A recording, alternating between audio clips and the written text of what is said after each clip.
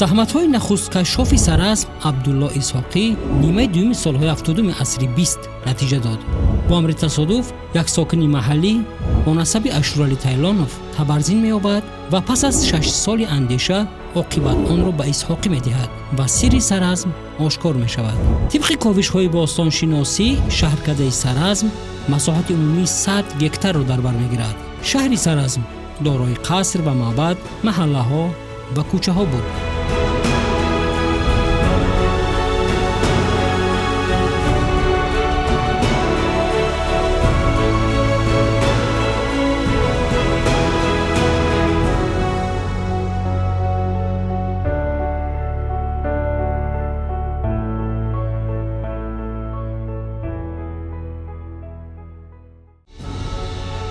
саразмиҳо ба кишоварзӣ ва чорвопарварии хонагӣ машғул буданд.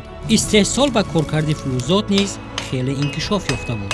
замони ҳафриёт пурраҳои фулӯзгудозӣ, хумдонҳои сафолпазӣ ва 150 намуд ашёи биринҷӣ ба монанди корд, ханҷар, табарзин, нуги найза, муҳри сурбӣ, ашёҳои тиллоӣ ва нуқрагӣ ёфт шудаанд.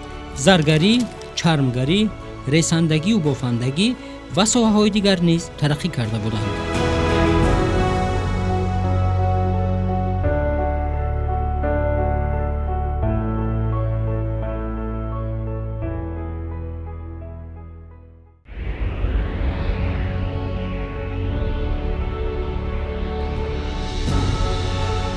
саразм чордавраи чанд ҳазорсолиро гузаронидааст.